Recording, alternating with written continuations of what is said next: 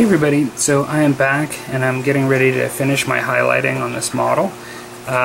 What I've done is I've taken the base coat and I've done essentially three parts of this and then one part of Model Air White. This is a fairly liquidy product because it's used for to be put through the airbrush, and so it actually did thin it down a little bit, which I was actually fine with.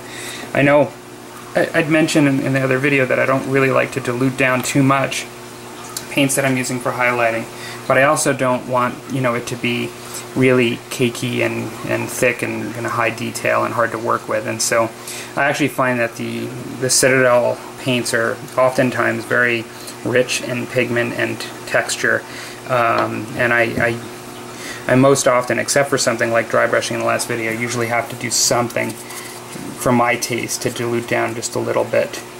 And so really this is going to be fairly short, and the technique is pretty easy in the sense that all I'm really going to do right now is just pick out little parts that I want to just appear a little bit brighter. That's really going to be more about your preference and your experience in lighting, and in some cases it's not going to be just lighting, it's going to be like the bone scraping against something or to that effect, or even just to show some variety. And so that's really what I'm just going to do here, is just try to add a bit of variety. As I'm trying to become a better painter, I find that that's what really makes the difference for me, is these little things.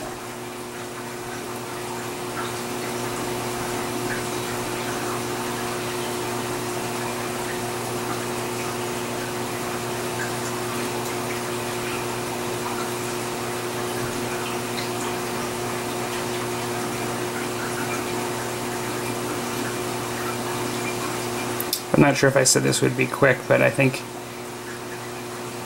it might not be, because it's really just sitting and looking at this.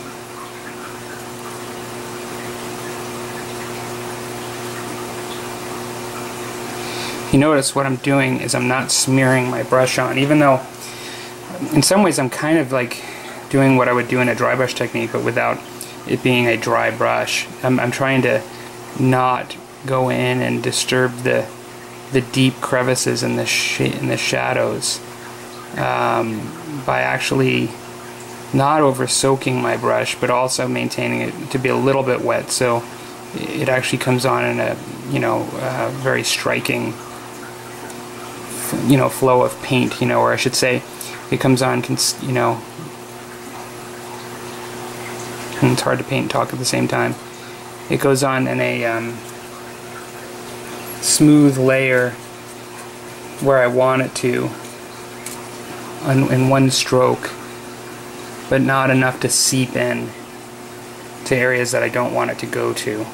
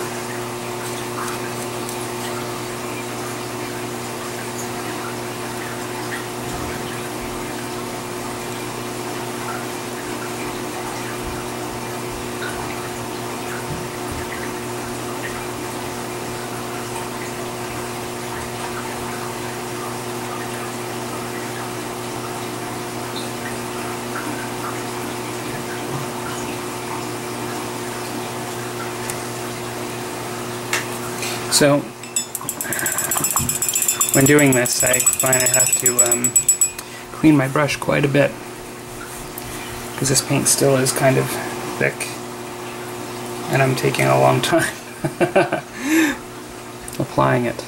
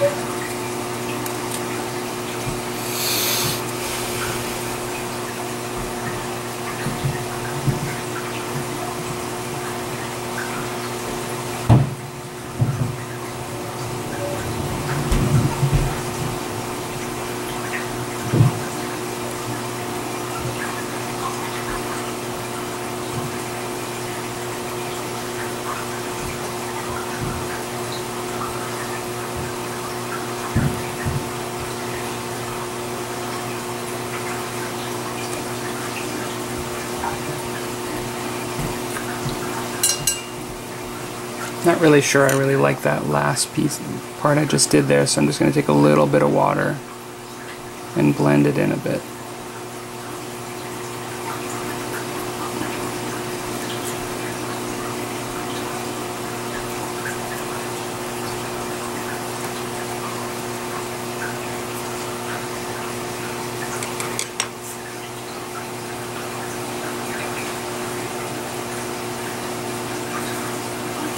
So I'm just going to take a reference point just to where I've come to with this guy versus this guy.